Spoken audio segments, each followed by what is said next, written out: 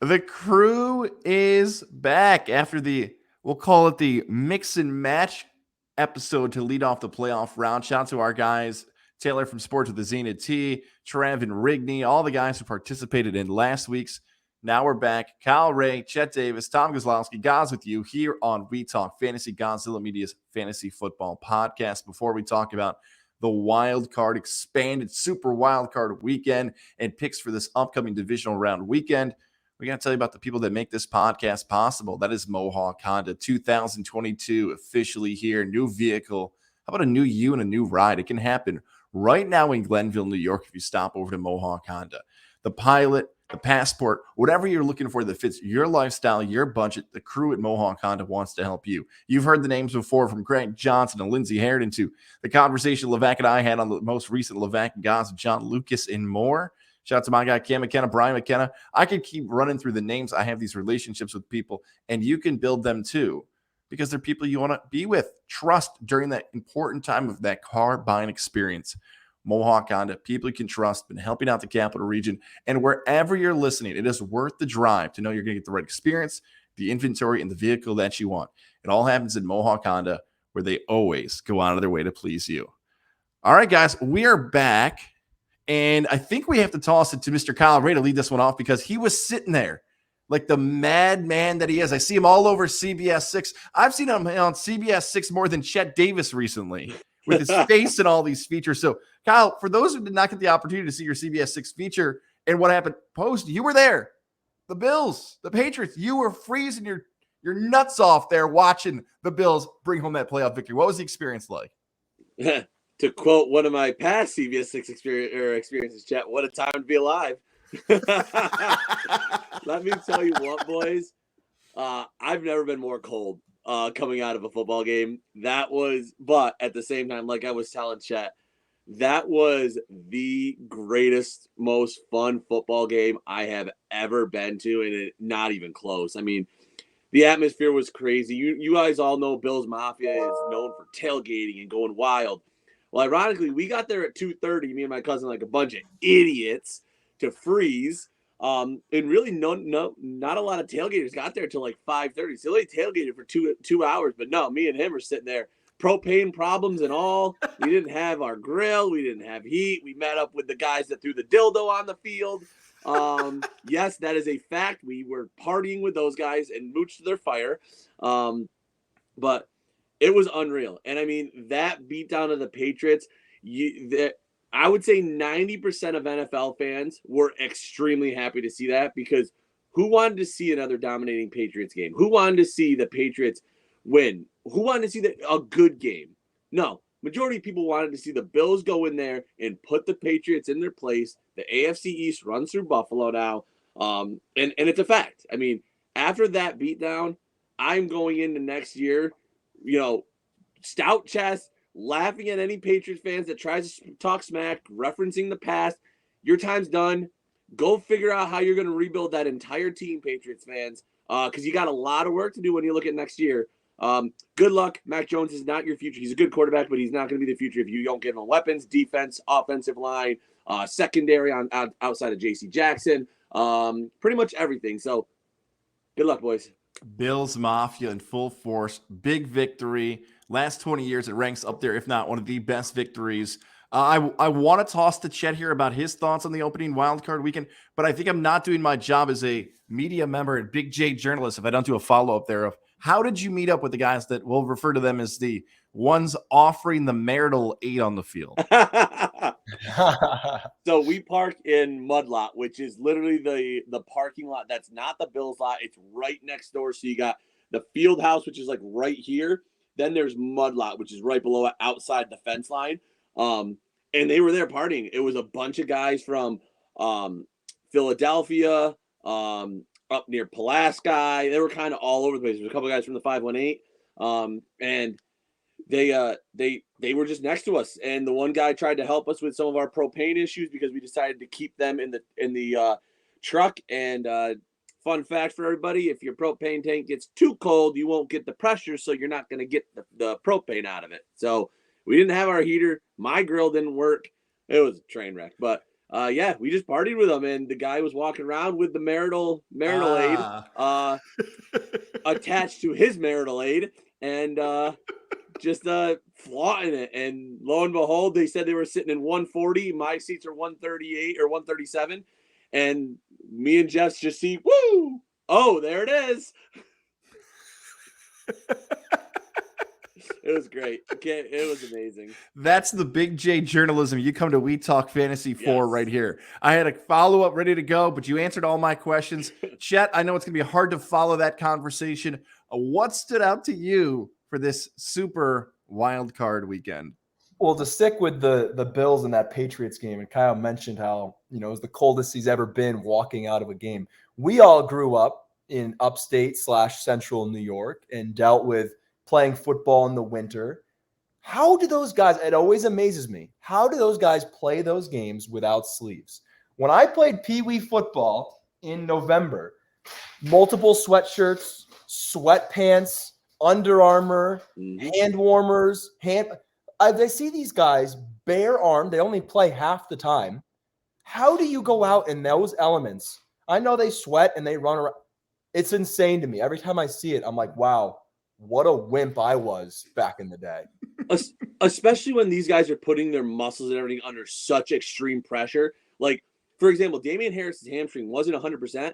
How hard is it to keep that thing warm, and at any moment you're just all of a sudden cold, you make a cut and pop, there goes your hamstring, just because it was -5 on the field with the wind. Boys, be honest. Did you ever pee yourself? Me and Jeff literally talked about it. We thought about it. But I meant as a player, not as a fan, psycho. I thought you were referencing the game. No, I didn't. Go to the bathroom, you maniac. Dude, have you been to a Bills bathroom? It's ammonia and warmth. It's just wrong. If it's that cold, maybe ammonia and warmth is what you need. I have never relieved myself as a player or fan. I can confirm, though, that one of my teammates during a high school football game told the water boy, hey, cover me for a second. He didn't know to this day, the water boy had no clue what he was doing. And then sure enough, peeing right in the bottle on the sidelines. Oh, hey, Chet, didn't we have a person that picked up that water bottle next? Chet, didn't we have a friend that did number 2 on the field? Yeah, and that was accidental.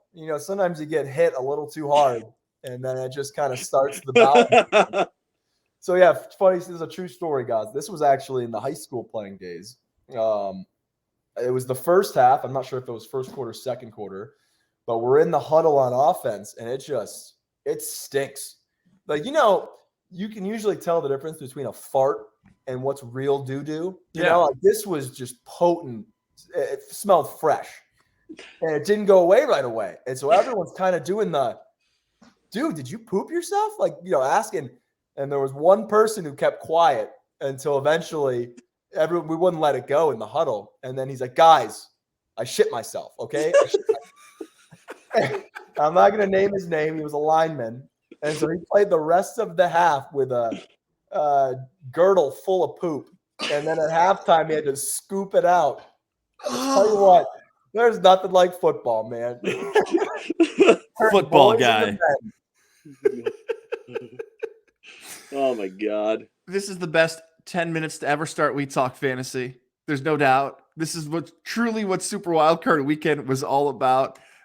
Even though there were some pretty good performances, Josh Allen plays great. That Bills offense looks great. From some other matchups across, Joe Burrow hasn't thrown a pick since like week 13. Tom Brady's still pretty good at football. I think the bigger question we would have to ask each other now is when we're evaluating, we'll get to our picks a little bit later here. When you guys evaluate whether it be a daily fantasy situation, maybe some of the numbers you're going to see from DraftKings coming up this weekend. By the way, promo code 518. Appreciate you. 518. Use that promo code on DraftKings. Help us out. Do you guys look at a different – Chad, I'll start with you on this. When you're evaluating how you do postseason fantasy projections, same mindset as the regular season, or do you look at this differently? Full confession, I've played around with daily fantasy, but I'm still one of those newcomers to that type of fantasy play. Ironically, the guy that beat me in our dynasty league was asking me for daily fantasy advice this past weekend, and I was like, A, screw you. You're apparently the champion. And B, it is different. You're not stuck with the players you have during the regular season, and so you have to kind of play around with the numbers. I would say the biggest thing that I try to figure out is which teams, not that there's going to be garbage time, but who are the teams that might have to chuck it around the lot a little bit more? Who are the teams that are going to be playing from behind? You don't call it garbage time per se, as you hear my dog now barking at a water bottle. The water bottle must be talking some shit because she is pissed. I tell you what, get a puppy and all of your attention goes to that dog. I think the biggest thing will be matchups and then also paying attention to weather, because you'll notice that a lot of these teams that are left play in the cold. And apparently that does not deter Josh Allen, no matter how cold it is, from putting up massive numbers. But, also pay attention to what is it going to be like in Green Bay.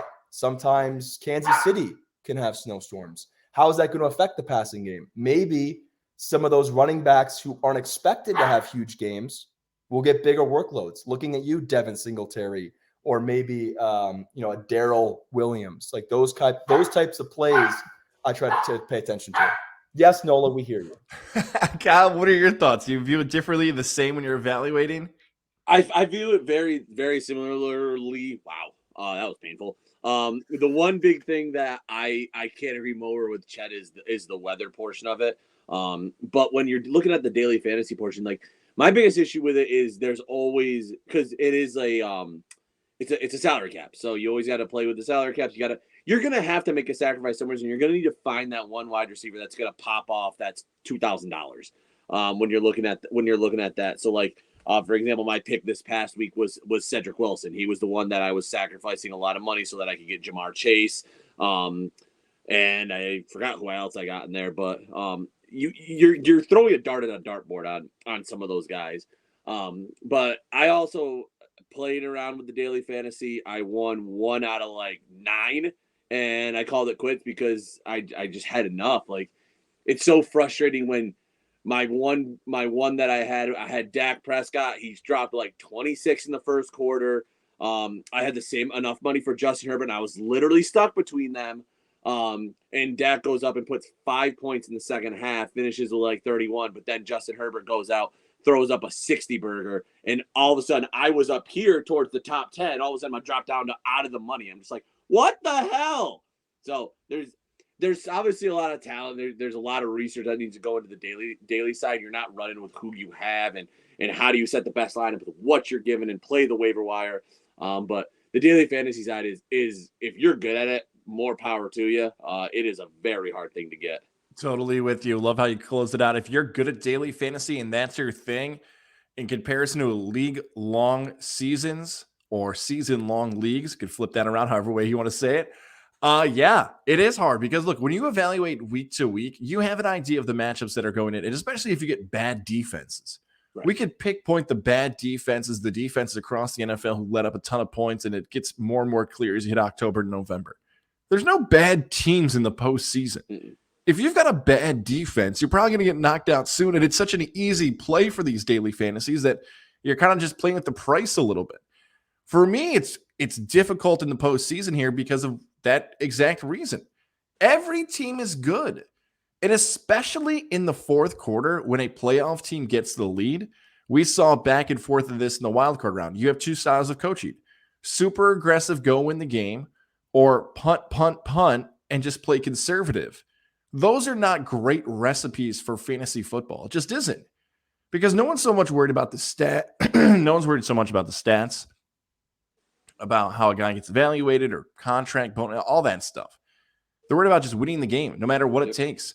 If you've got a fifth wide receiver who's got to make a play or a special team, the coaches would tell you week in and week out they don't care, but it seems even more evident in the postseason. So, yeah, I view it differently. You would think your best players against the best competition would step up. And in the regular season, you get like a random speed wide receiver that gets a low price, you win. But that pool you're picking from is so much smaller because there's not as many players because it's the postseason. So it is definitely different. But look for those prop bets on DraftKings, over-unders, touchdown scores, all that stuff. There's a lot of cool stuff going on there. What do you guys, I feel like, ever since we had the new betting rules in New York, I have a lot of people who have never gambled sending me messages being like, hey, man, I downloaded FanDuels. Hey, I'm doing this, prop bet kind of thing. Kyle's one of those people. And It seems like Kyle's been more into the prop bets. That's kind of what he's been like focusing on. But what about you guys? Do you prefer doing the prop bets, doing the daily fantasy lineups? Kyle and I also know some people who've been very successful with those daily fantasy lineups. What are you? I'm kind of new to it as well, where I'm trying to figure out what I prefer. If I am going to put some cash out there, what do I feel most confident in? You know, this is going to make some people not happy about my answer, but it's the truth, honest answer. I know so many people get on DraftKings and apps and say, okay, I'm just going to go fire away. And it's really tempting because you might have some free play money. You might do $1 bet, 50 cents. Here's what I've done. I've rolled with Bills Bucks. I had it in the preseason. No lines, not messed around, money line. That was my Super Bowl preseason. I'm not going to basically hedge my bet. In other words, hey, if they win or lose, I'll win either way. I don't even want to play that. Bucks are my team. Bills, I think, can do it. So all I've been doing is money lines on Bills Bucks each week. And I'm staying away. Maybe this week will be a little different. I'm staying away from a lot of these fantasy prop bets because I know the players on my fantasy rosters really well in their matchups. We talk about this going into the summer. I know who they're playing, the secondaries, the defensive lines. So if I have a really good understanding of my own personal fantasy players I have in my rosters, I might be more likely, bias aside, to wager on some of those projected numbers. Now in the postseason, I may not know these players as well week in and week out. Obviously, you're playing against them. We host the fantasy podcast. We know who's good and who's not.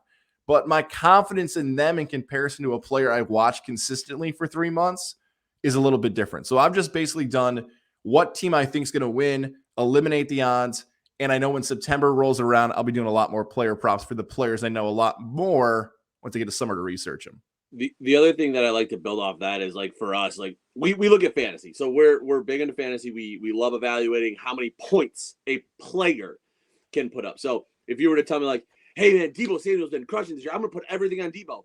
Yeah, but look at the offense he's in. Like they're not gonna win the game. They don't have the best record in the playoffs. They're going up against tough teams. Like sure, you can probably put the over on Deebo hitting 120 yards receiving or 120 all-purpose yards.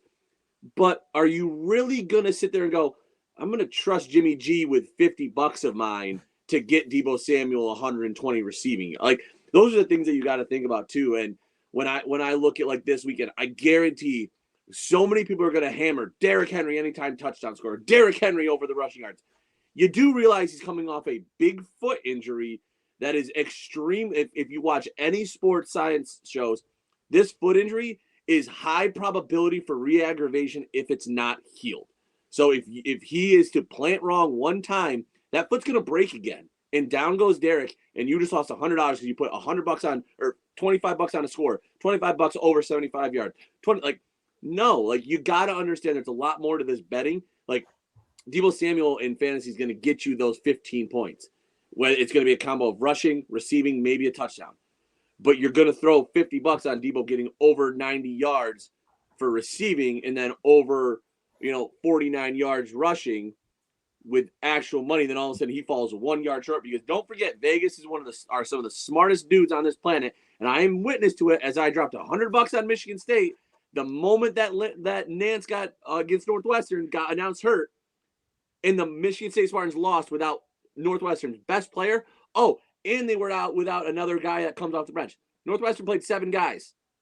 Michigan State got throttled. I lost $100. Vegas is smart. Vegas knows what they're doing. That's what terrifies me is Vegas will always be smarter than us. And I think I've bet my family farm multiple times for fun, and we don't have a farm anymore.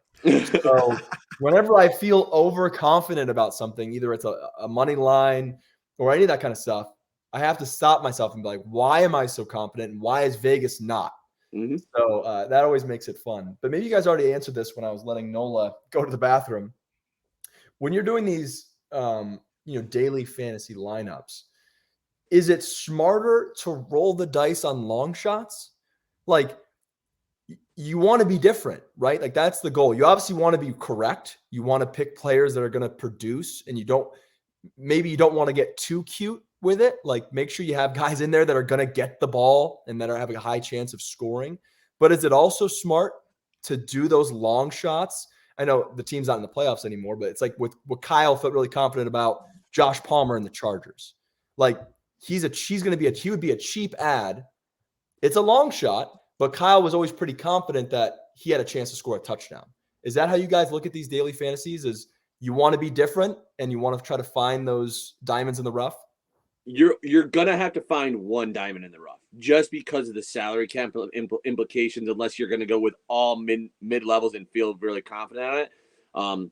We kind of talked about it like this past weekend when I drafted up my fantasy starting lineup for daily fantasy. Cedric Wilson was the option that was the cheapest option, but I had to make him in order for me to fit Dawson Knox, Jamar Chase, and some of those other guys in the lineup. So you're gonna have to do that, but if you're gonna do that, you're gonna get really, really lucky, because there is going to be that perfect lineup, and somebody will have that perfect lineup. So it's literally a gamble. And me and guys were gambling. Yeah, me and guys were saying it too. If you're good at daily fantasy, more power to you, man. Like that stuff's hard. Daily fantasy is no joke. Here's why I struggle with this. And I alluded to this a little bit, but why daily fantasy is a little bit more difficult than the playoffs is because the actual field of who you're picking from, like what you said there, Chet, is you're taking a long shot. And that's definitely a way to play than most people would do it in the regular season. I would definitely do that. Some of the best advice people give is that find that like 80-yard touchdown guy, and that might put you in the money or something like that. Right. Just quick math though, right? Like, let's say it's week 2 of the NFL regular season and you take the 40th best wide receiver, just for the sake of the conversation. Okay. Well, there's 32 NFL teams, and there's a chance that 40th best wide receiver is the second best wide receiver on a team. All right. Like, that's not so bad. Number 2 wide receiver on some random team, that can work. Well, there's 8 teams left now in the postseason.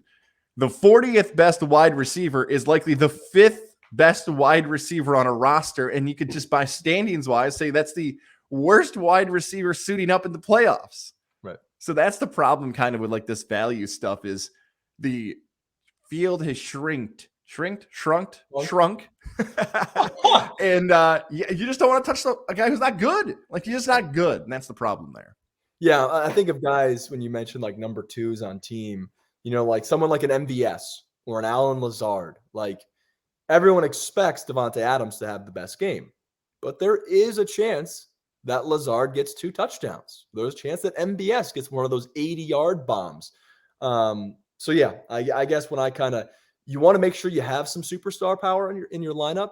And if you're going to go that route, as opposed to having a lineup full of average to above average, I think I would lean towards give me the superstars and let me find these guys that maybe it's why we can't trust some of these guys in regular fantasy is because they're hit or miss. They're boom or bust. A guy like Brandon Ayuk is a very boom or bust player this season. If he booms in your lineup, you might be winning some money. If you don't, okay, next week maybe it'll be the week he booms. Although I don't know if San Francisco is going to be playing next week. You know what I'm saying? Oh, that's a nice tease right there. I can't miss out on that because we're going to get to that in a little bit. But first, we got to get to this question from our Johnstone Supply in Troy mailbag from this week. Johnstone Supply in Troy, 6th Avenue in Troy. January's here, whether we like it or not. The weather's getting colder and colder. What about your furnaces? What about your boilers? Are they updated? Are they ready to go? And what happens if they break down? Friends, family members, whoever it might be, give them this number, 518-272-5922. 518-272-5922. Put it in your phone somewhere and say, hey, if anything ever goes wrong, call these guys. They will give you the best advice on how to handle that situation. Whatever the dilemma may be, they'll say, okay, here's what we do going forward. Those are the types of people you need in your corner, especially here in the winter when unexpected things might happen. Now, some of you might be ready for an update.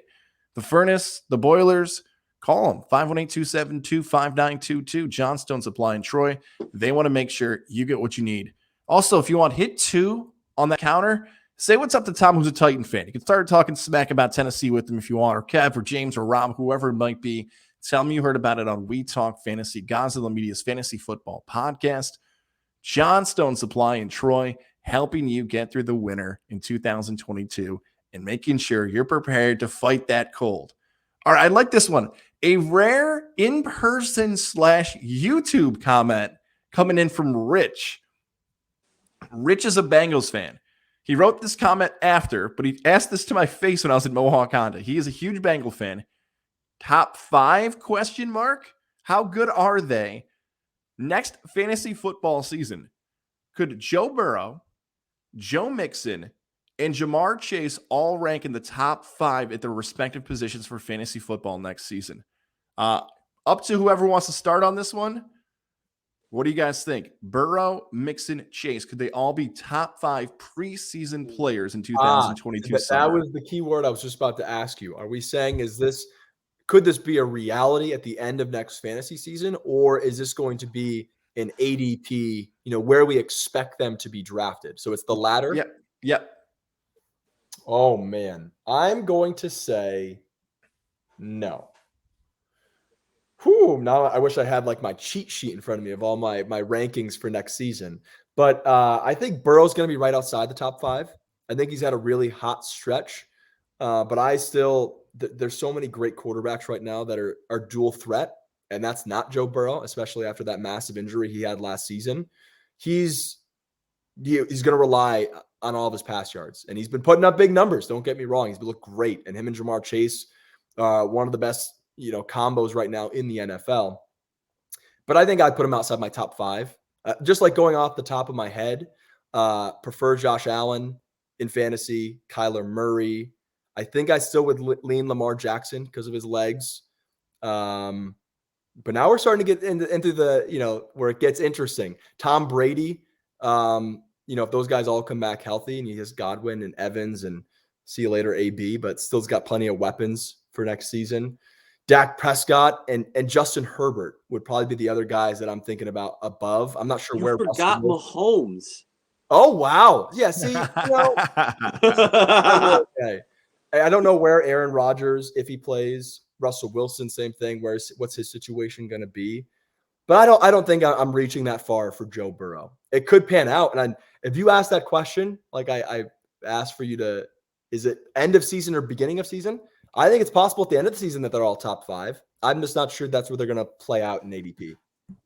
Yeah, I think I am at Jamar Chase, legitimate top 5 wide receiver. That one I think is locked in. Mixon and Burrow, I think, just fall out for that exact reason. There's still so many good ones. And the other point that I want to make is I think it's going to be really hard to have a quarterback, wide receiver, and running back all in the top 5, especially in an offense that doesn't throw too many screen passes and quick dump-offs. Like Joe Burrow's looking down the field for Tyler Boyd, Higgins, Jamar, Uzama. He's got all those weapons downfield. He doesn't have to check it down. He doesn't have to do those quick dumps. And then that running game's solid enough where they don't need the screen game to open up the run game and get the safety, So I really, if I'm going to lean towards it, I think Jamar's going to be the only one that's going to be a legitimate top 5 player next year for the Bengals. But don't get me wrong, I think if you said top 10, by all means, no, maybe even top 8, I'd be willing to go as high as, but I think top 5 is just going to be a stretch from a terms of like points and everything. There's just too many mouths to feed at that situation with 3 positions. I wonder, do you have a guess, Gaz, of when the last time that maybe happened? Oh my God, you beat me to it. Chet, I was going to say it. What I was going to say before that was I was going to say, for perspective, Chase finished 5th in the Godzilla Media League in points, Mixon 3rd, Joe Burrow 10th. Yeah. So you back to your question. One that keeps jumping out to me is the Colts with Peyton Manning, Marvin Harrison, and Edgerrin James. It's got to be one before that though. But that like Kelsey and Hill. One that just popped in my head, and I think the quarterback is going to hold them back. But Breeze, Thomas, and Kamara. I don't think Breeze would have been top 5 in one of those. We're probably looking at 3 years ago. What about the years of Russell, Lockett, and Lynch? Lynch was a bowling ball, and that was some of. I think back then it probably would have been Doug Baldwin. Oh, you're right, Baldwin. What about Roethlisberger, Bell, and Brown? Oh, that's probably it. The Killer Bees. That season that Ben had, which I think that's when they had all 3 of them. When Ben threw for an ungodly amount of yards and touchdowns. I'm going to guess that's it. Let's get our research assistant to look it up. We're going to call Beth. Get them right on that. That I'm going to go with that. I think that's probably the correct answer. The Killer Bees. That was what, 2018? Ooh, it might be further back than that because you got to think he did run with the Jets. Roethlisberger. See, here's the problem with Roethlisberger though. He got hurt a lot. So it's hard to remember his 16-game season. Like projection-wise, if he played like points per game is probably the answer. But I can tell by Kyle's face. He's doing a quick Google search right now. He's intently looking this up. And this is our Kyle statistician, not Kyle Ray. It's a different That's right. Kyle for anybody For our audio listening. audience, has no idea. I would say to that question, because you know what Rich wants to do. I know the intention of this question. Hey guys, can I draft all three and not be made fun of at my draft this year? The answer to the real question Rich wanted to ask is yes. I think if you had Burrow and Mixon and Chase on your roster, people are clearly going to see you're a Bengal fan, but no one's going to be like, oh my God, you have like, they're really not going to make fun of you because they're actually all solid players. And the thing with Burrow, I would not be surprised, depending on how he finishes off this postseason, if he becomes the darling of the summer. That like that's everybody's like, oh, dude, I got Burrow in the 12th round, or I got Burrow in the. That is going to be the guy who people get excited about, and he really didn't have that feeling this past summer because he's coming off an injury. I was shocked. Going into this season, I think a lot of the reports, at least early on after that injury, was he wasn't even going to be ready for the start of the season. And I remember when we were on this podcast and we kind of saw that news of Burrow's going to start week 1, we were all like, what? I didn't think that was possible, but it just kind of goes to show how much the sports medicine industry continues to improve. Look at a guy like Cam Akers coming back from the Achilles and looking like the Cam Akers we saw last year prior to the torn Achilles. 6 months later, making a big impact in a playoff game. I think it was either Diana Rossini or Mina Kimes had a great tweet that, who would have thought Odell Beckham would be completing a pass to Cam Akers for the Rams in the playoffs this year. Like, what world are we living in where that happens? But it just kind of goes to show you can't write these guys off based on, massive injuries anymore. We've seen it time and again. Adrian Peterson coming off a torn ACL had one of the best seasons we've ever seen. So these guys, they keep coming back quicker, better, and stronger. Kyle just had an amazing epiphany. Kyle just texted me. Oh, the statistician got back to you. It was 2014. Was the last time it happened? I didn't get the last time it happened. We were talking about the killer bees. Bro, this is insane. Big Ben at number 3. Le'Veon and Antonio number 1. Number 1. That's right. Wow. Did you say that was 2013? 2014. You were thinking 2018. It was Ben at 3, AB at 2, James Conner at 8. Oh, wow. Wow. Still really impressive. That's an amazing stat. And I'm trying to think. I wouldn't be that surprised if it honestly happened sooner than 2014. Like, what about, I'm trying to think of when Kareem Hunt was a Kansas City Chief. Ooh, rookie season. I'm slowly going through this.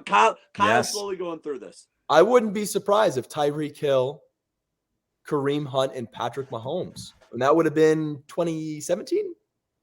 Yes. I think that. I wonder if. Go ahead. I was going to say, I wonder if Hunt got in the end zone enough that year. He definitely led the league in rushing his rookie season out of Toledo. I think he finished top 5 because I got so mad. I believe that Kyle Ray. I think Kyle stumbled on that, him in the draft. I mean, a lot of people did not know Kareem Hunt out of Toledo was going to be that good. Just an FYI, it wasn't even Patty Mahomes. That was the top quarterback. It was Alex Smith. 2017. Man. Alex Smith at 4. Kareem Hunt at 3. Tyreek at 4. Woo!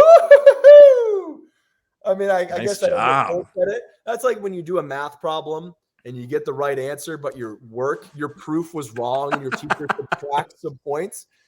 I didn't know that Patty Mahomes wasn't the starter on that team, to be honest. But wow, that's pretty impressive. I know the research for Kyle, our statistician, probably doesn't go back this far. I'm actually fascinated. Is it 98 or like 2004? I wonder if James, Harrison, and Manning is somewhere on that list. Because for whatever reason, I want to jump back 18 years rather than 5. 04 sounds. That's what. Ooh, I'm trying to think now. Yeah, 04 seems like that's when the Colts were kind of peak offense, just putting up ridiculous numbers. I guess I don't know if James. We would have had one in 2019 if Amari Cooper could have literally gotten one touchdown. That's what I was gonna say. Dak, Elliott, and Cooper. That was gonna be my next 2019. Point. If Amari got one more touchdown, he was behind Julio at 7 point. 7.6 points. So a touchdown We've catch. Yeah, a touchdown. We've completely fallen down the rabbit hole. 'Cause Yeah. Here's another one. How about Matt Ryan's MVP year with Julio Ooh. and Devontae Freeman? Not Devontae Freeman. Is that his name? Yeah. Yeah, Devontae Freeman. I don't know why Devontae sounded weird when it came out of my mouth. I would say he would probably be Julio. Probably was top 4. What year was probably that? top 5. That was top 3. Matt Ryan's MVP year. So that's 2017 as well, because they played in the Super Bowl that year against the Patriots, the January of that year. Let's see. Matty Ryan wasn't even in the top 5. What? Wow. On the MVP, Matty MVP Ryan year was was 2016. 2016 was MVP Oh, that's year. right. January of Okay. 2017. That's right.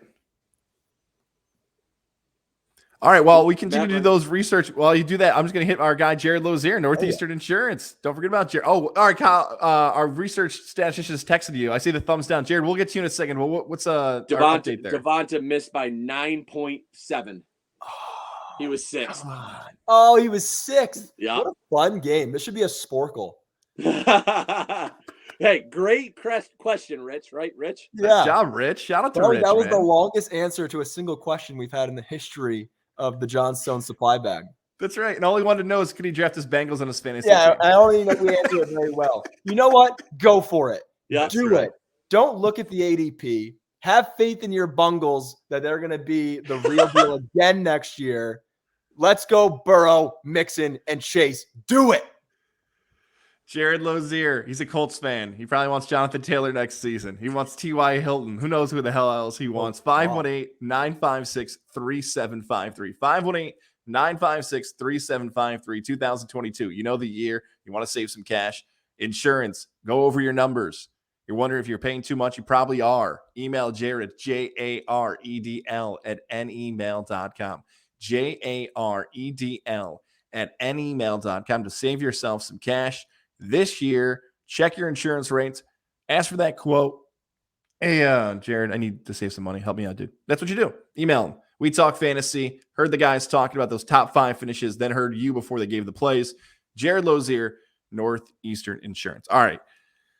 Wide open here for the plays. You guys can do whatever you want. If you want to do an over-under for a player, if you want to do 2 or 3 picks together, if you want to do a game, whatever you want to do, we are wide open here for the plays this week. I know we talked a little bit about daily fantasy. If you want to set a lineup that way, you can. I like to jump the gun here on plays because I get too excited, so I'm going to do that as usual right here. I have gone back and forth on this game, and that's the Saturday games because I'm not touching the Bucs game. As a fan of the Bucs and the Rams, I don't want to root for any Ram players and my favorite teams trying to get to the Super Bowl, and I don't want to be discouraged by anything that happens in the Bucs game rather than them winning or losing. So I'm off that game. Same with the Bills. I'm rooting for the Bills, Kyle. I want your Bills to take down Kansas City. I've been saying this. That team is built to beat KC. So because of my fandom, I'm not touching either one of those games. So then it turns for me for Bengals Titans.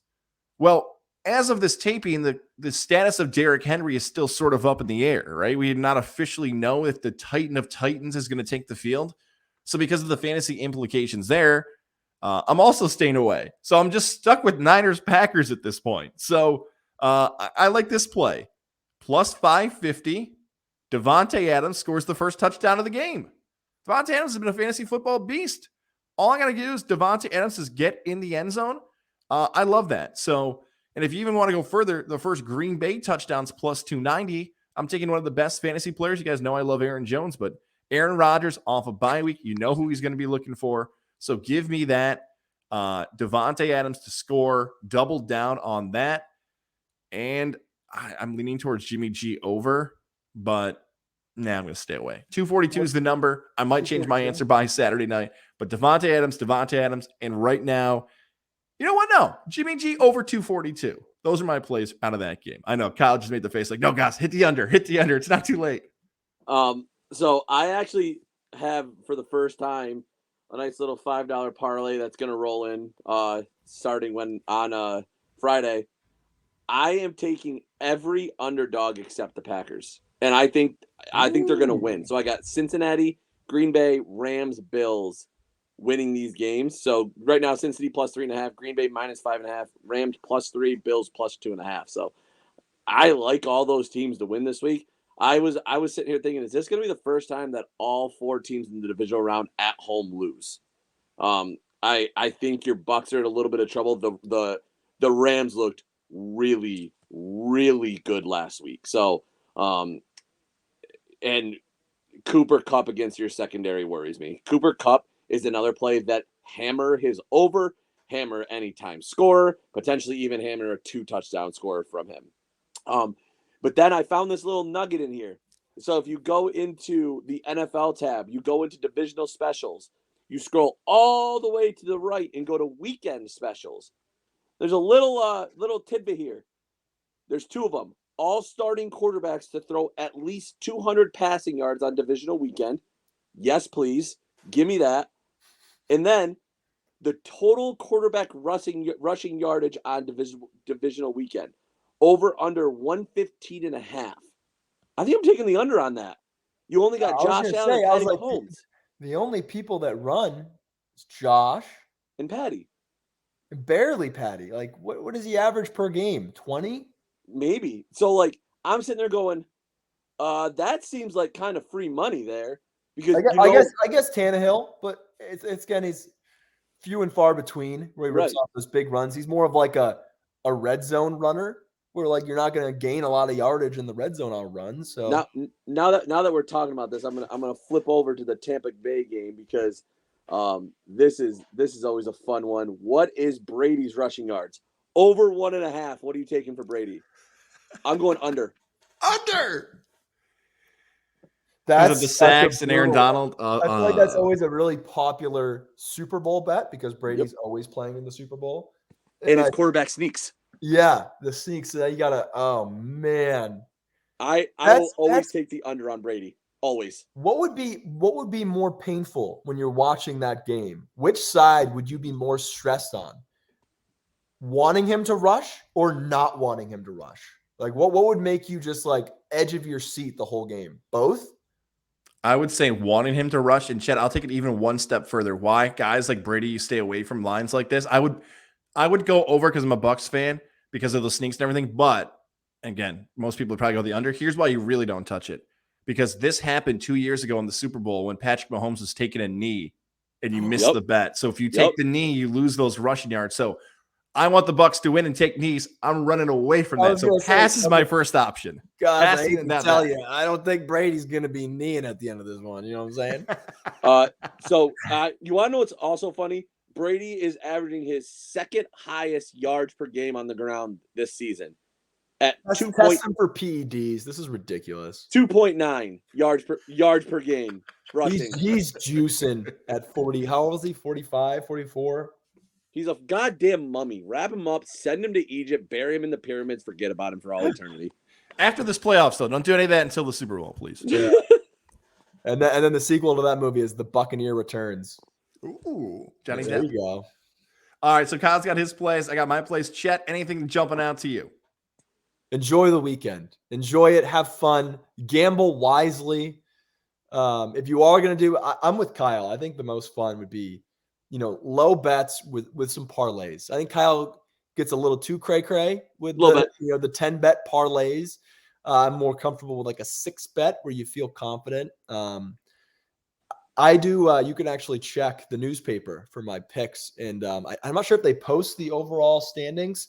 But let's just say my spread picks are not great. I'm pretty good at picking the winner. But again, I'm still trying to figure out how Vegas comes up with these numbers. They're very smart. It's really hard to figure out how much. It's hard to figure out at this point who's going to flat out win these games, more or less who's going to be able to cover spreads. So good luck with those. I don't want to give anyone bets because I don't feel confident in any of them. But yeah, have fun with it. Enjoy we only have a few more weeks of football. And for everyone putting the money down, good luck. We'll see next week if we're talking about the Bills and the Bucks potentially playing for a spot in the Super Bowl, or if Kyle Ray or myself are crying about one of our team's season's over. We'll find out next week. Enjoy the wagers, like Chet said, and we'll be back in next week. See ya. Go Bills!